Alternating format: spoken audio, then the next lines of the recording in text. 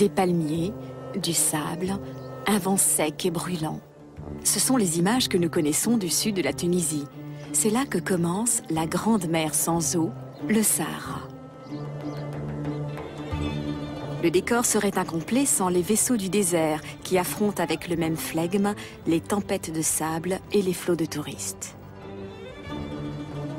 Un voyage à dos de chameau fait partie des moments forts d'un voyage en Tunisie. Mais osons sortir des sentiers battus et embarquons sur un autre animal, le lézard rouge.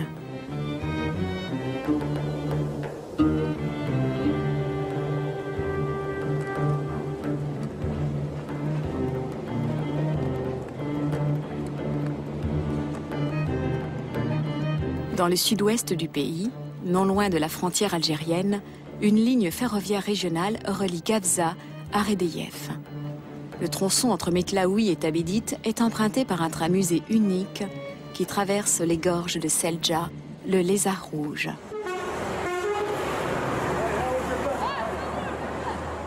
Dans les rues de Metlaoui, les touristes sont rares. La petite ville industrielle située dans la région de Djerid présente peu d'attrait. La majeure partie des habitants travaillent pour la compagnie publique qui gère les mines de phosphate et a son siège administratif à Metlaoui. La plupart des vacanciers, eux, n'ont souvent Dieu que pour la petite gare de la ville. Comme tous les matins, un ingénieur contrôle l'état du lézard rouge, que le sable, la chaleur et le tracé de la voie vont mettre à rude épreuve. Et comme tous les matins, le train brille comme un sou neuf. Un ancien cheminot monte à bord avec nous. Il connaît le train depuis ses débuts et a participé à sa rénovation.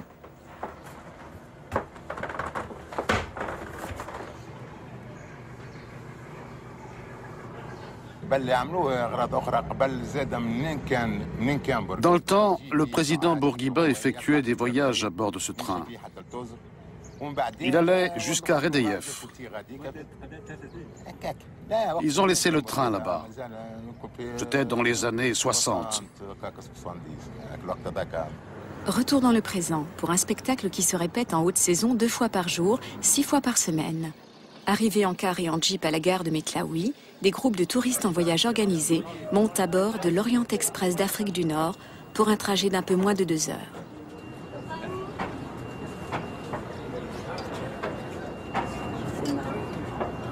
L'agence de voyage Galilée Travel est sur place afin de garantir un voyage sans encombre. Nous, comme étant agence de voyage, nous exploitons le train.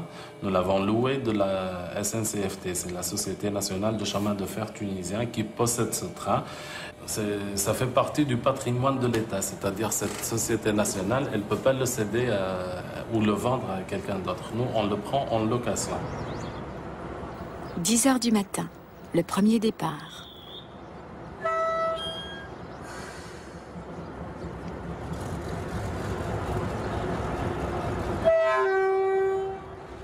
Les locomotives à vapeur ont circulé en Tunisie jusqu'en 1956, avant d'être remplacées par de puissantes locomotives diesel. Celle qui tire le lézard rouge fait 2000 chevaux et pourrait tirer sans peine jusqu'à 45 wagons. Elle n'a donc aucun mal à tirer les 4 voitures du Bey, auxquelles on peut adjoindre au besoin 2 voitures supplémentaires. Le train quitte la gare de Metlaoui à petite allure. Le voyage commence par un petit aperçu du quotidien en Tunisie.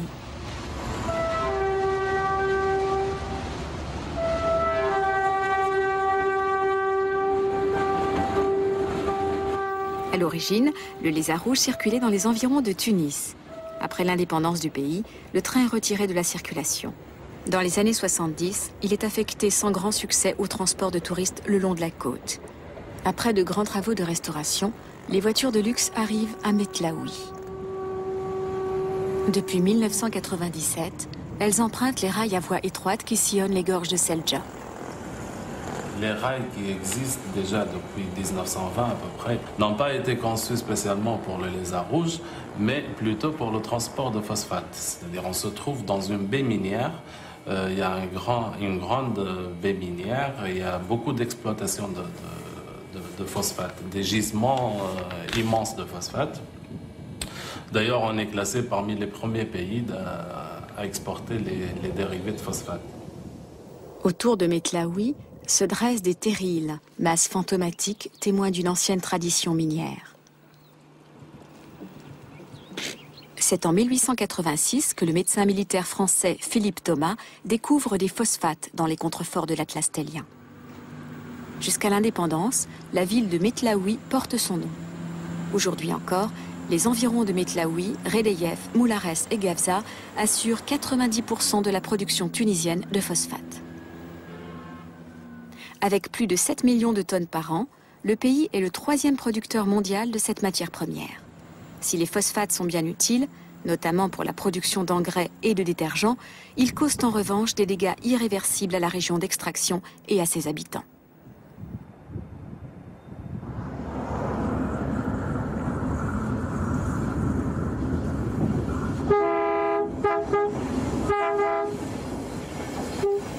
Dès le début de l'exploitation du phosphate en 1896, commence la construction d'un chemin de fer à voie étroite destiné à la matière première jusqu'au port de Sfax et de Sousse. Depuis 1920, Metlaoui est rattaché au réseau ferroviaire. Les agents de sécurité, comme on les appelle ici, veillent sur 28 trains de marchandises, un train de voyageurs et bien sûr le Lézard rouge. Avant, c'est autorisé, là, on peut créer des trains qui transportent les marchandises et les voyageurs. Maintenant, il y a des trains spécialement pour les voyageurs, il y a des trains pour les marchandises. Mais comment fait-on pour régler la circulation des trains de phosphate et du Lézard rouge sur une ligne à voie unique? Si il y a deux navettes par jour, on donne toujours de priorité pour le train de Lézard rouge. Parfois, on bloque 2 ou 3 trains de marchandises de phosphate, on laisse passer le train de Lézard rouge. On donne toujours priorité pour le train de Lézard. Alors vite, embarquons à bord du Lézard rouge. Oh, le luxe est décidément dans les moindres recoins. Le bar d'époque a été rendu à sa fonction initiale. Des boiseries à la qualité du service, tout est d'un raffinement extrême. Nous quittons le périmètre de la ville, direction le désert. Un voyage dans la grande tradition de l'hospitalité arabe.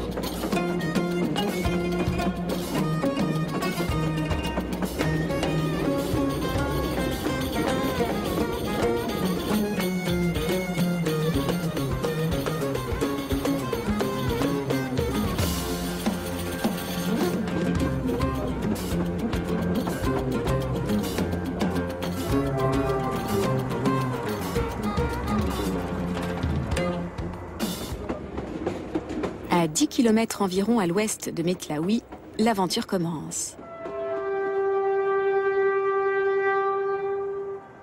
Le Lézard rouge nous mène au berceau historique de la Tunisie du Sud, à la découverte de la culture capsienne.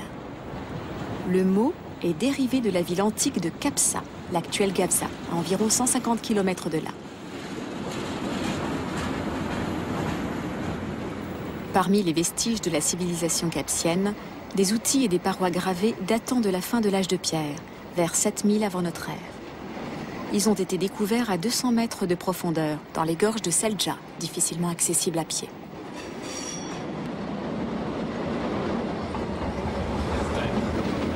Laissons à l'imagination de certains le soin de convoquer les esprits du temps jadis.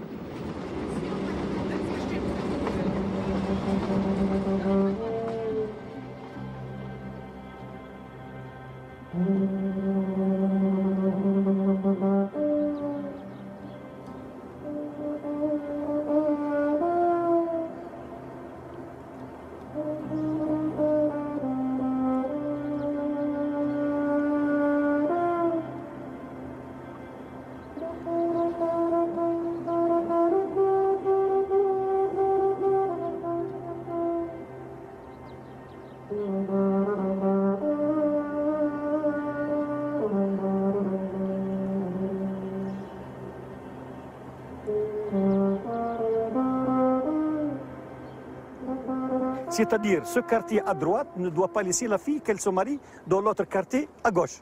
Puisqu'ils sont amoureux, ils ont voulu quitter la place. Il a proposé à la gazelle, tu seras courageuse? Elle a dit oui. Bon, je viendrai à minuit, je vais te prendre sur mon cheval et on va quitter la place secrètement.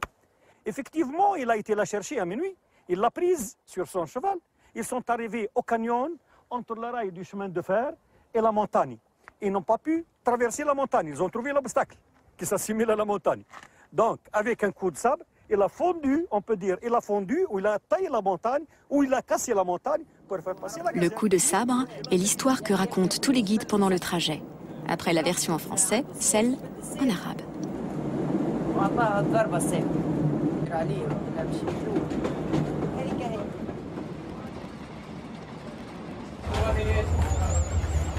Petit arrêt de 3 minutes pour photographier le coup de sabre.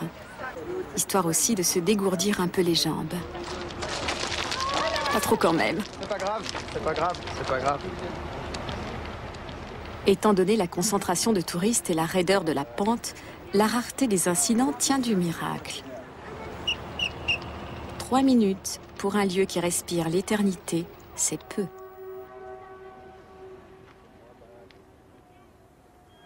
Mais le lézard a un horaire à respecter. Nous quittons momentanément le train pour une petite excursion dans l'oasis de Douze, l'autre côté du Tchot El Djerid, un lac salé asséché.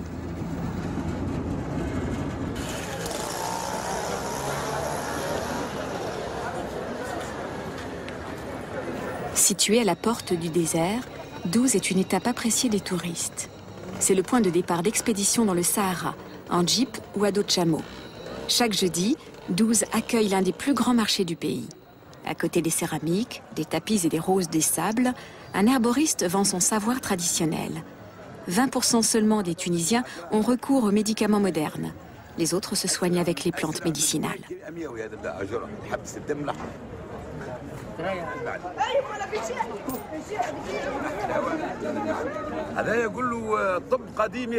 Pour stopper une hémorragie, c'est plus efficace que les médicaments chimiques.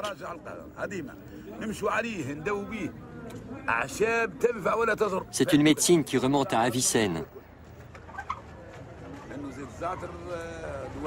On soigne avec des herbes. Par exemple, boire à jeun du romarin bouilli dans l'eau, c'est très bon pour les calculs rénaux.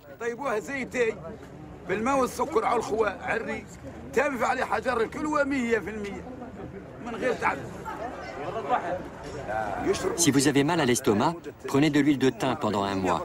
C'est efficace aussi contre le cancer. Le marché aux animaux de Douze est réputé dans tout le Sahara. Un endroit où les Européens préfèrent détourner le regard. Ici, on vend tous les animaux à poils ou à plumes du sud de la Tunisie.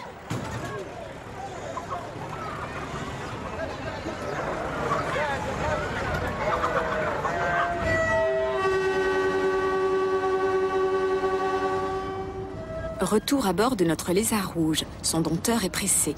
L'excursion à Douze a débordé sur l'horaire. Lui n'est pas là pour le plaisir, c'est qu'il doit arriver à l'heure à la prochaine pause photo.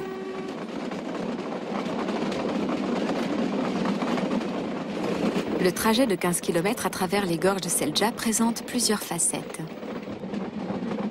Après les palmeraies, un décor digne d'un western et même un train fantôme.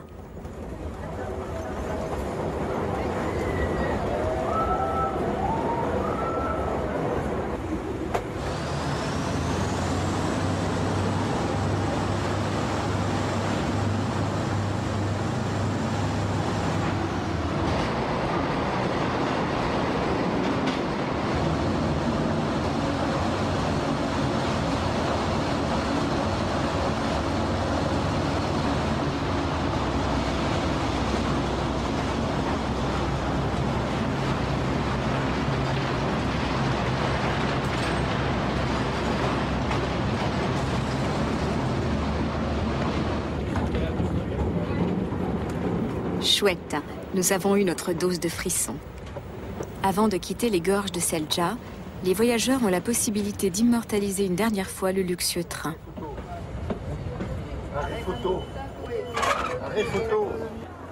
Chacun pense à son album photo une fois rentré chez lui.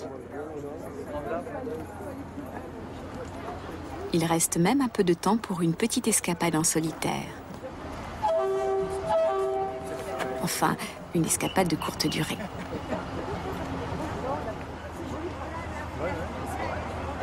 De bonnes chaussures ne sont pas inutiles, même si le rayon de déplacement dans les gorges de Selja reste quand même limité. Le voyageur a plus d'espace à Tozeur, la capitale du Djerid. Parmi les visites recommandées, celle de la vieille ville recensée par l'UNESCO.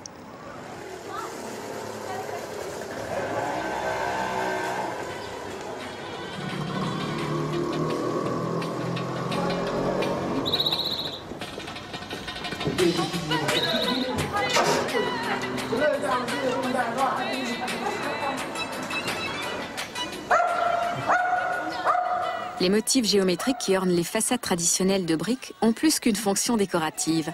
Elles font aussi office de climatiseur. L'ombre portée par les briques permet d'emmagasiner davantage de fraîcheur.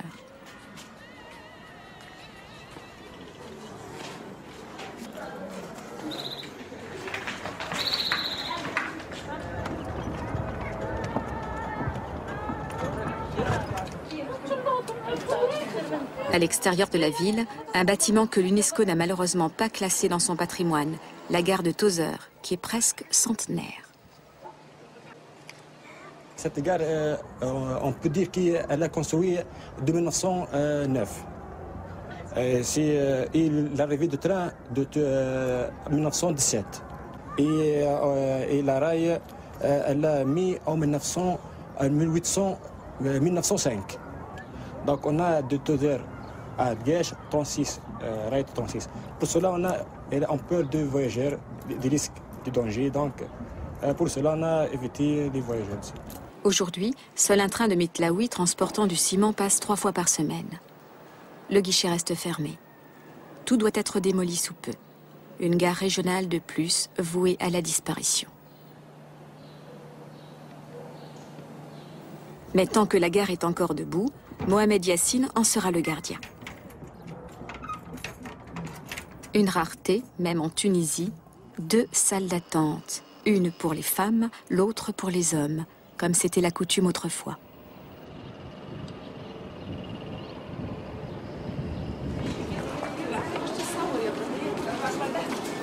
À Metlaoui, le trafic régional est plus florissant. 2 trains de voyageurs partent quotidiennement pour Tunis, un pour Hedayef.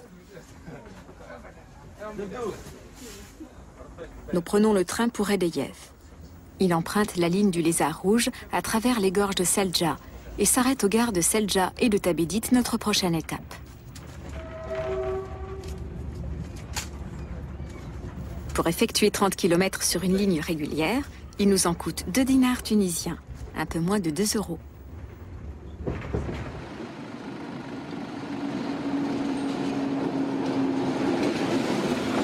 L'ambiance en ce morne après-midi est aussi torride que les couleurs des voitures. On plaisante et on compte fleurettes. Avec succès, certains préfèrent taire leur indignation ou voyager incognito. Seul le mécano est tout à son affaire. Nous avons un peu accéléré le rythme. Nous avons dépassé depuis longtemps Selja et traversons à présent un paysage désertique qui s'étend à perte de vue. Encore quelques secondes. Et nous entrerons en gare de Tabédit, construite en 1909 au début du transport du phosphate par le train.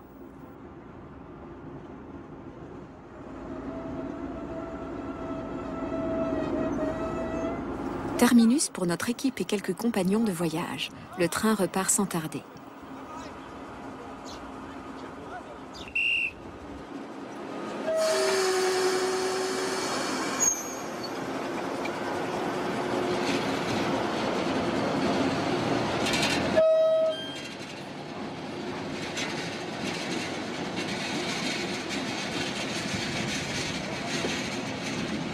Le seul train de voyageurs de la journée disparaît lentement dans l'immensité du paysage. Ici, c'est une région désertique. Elle ne s'anime que pendant les vacances et les week-ends.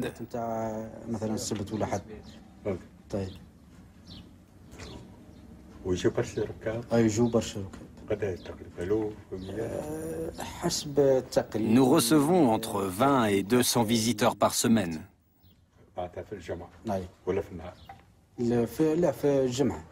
Parfois, en été, le lézard rouge vient jusqu'ici déposer ou prendre des passagers. Des touristes venus visiter les célèbres oasis de montagne, accessibles en jeep à partir de Tabédite. Médès, Chebika et Tamerza, enchâssés dans le paysage montagneux à couper le souffle, près de la frontière algérienne.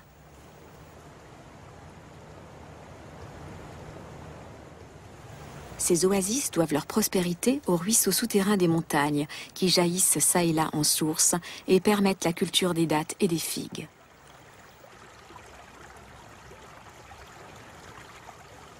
Tamerza est considérée comme la plus pittoresque des 3 oasis.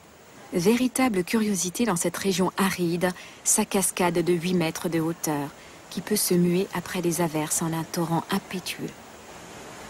Le voyageur qui a parcouru les montagnes et fait halte ici a l'impression d'être arrivé au jardin d'Éden. Un enchantement qui se poursuit avec le Tamerza Palace, tout droit sorti des 1001 nuits. De la piscine de l'hôtel, le voyageur jouit d'une vue imprenable sur le vieux Tamerza, balayé en quelques secondes par un orage à la fin des années 60.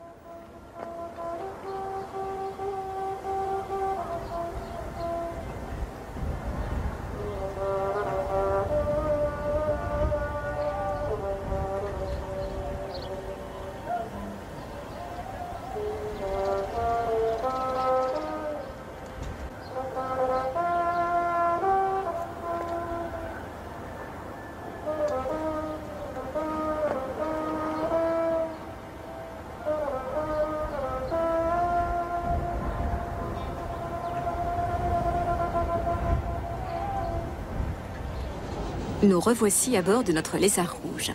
On attelle la locomotive diesel à l'autre extrémité du train pour le voyage retour. À la gare de Selja, le train fait demi-tour. Les gorges sont de nouveau devant nous.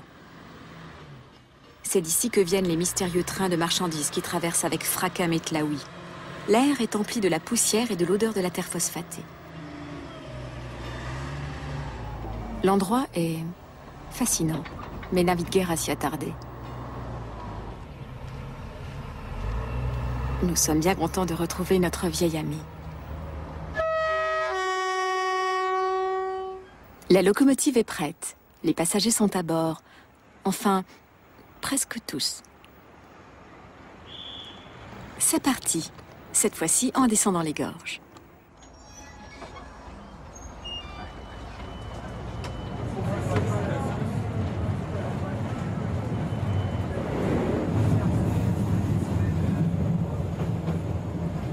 Qui aurait pu imaginer rencontrer sous le soleil tunisien un lézard chantant?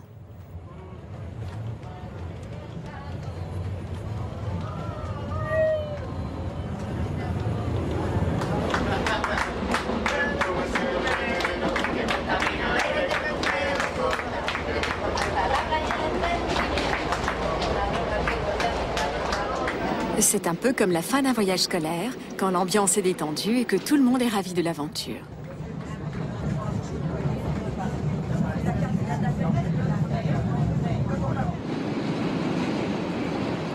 Ou bien certains auraient-ils encore quelque chose à redire après ce voyage à travers les gorges de Selja? Ça serait formidable si on attelait la locomotive à vapeur, celle qui date de 1900. Elle sifflerait et cracherait de la vapeur. C'est sûr que c'est tentant, mais estimons-nous déjà heureux que ce train construit il y a près de 100 ans en Europe continue de fonctionner ici, en Afrique, et transporte chaque année des milliers de voyageurs du monde entier.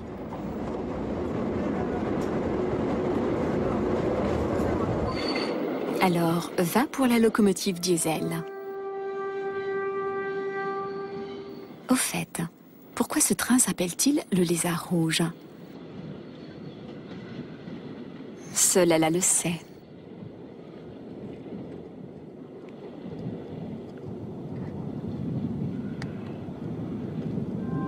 Demain, nous serons à bord du Desert Express, qui circule dans le nord de la Namibie. Un voyage qui n'a cours que 2 fois par an. À ne pas manquer.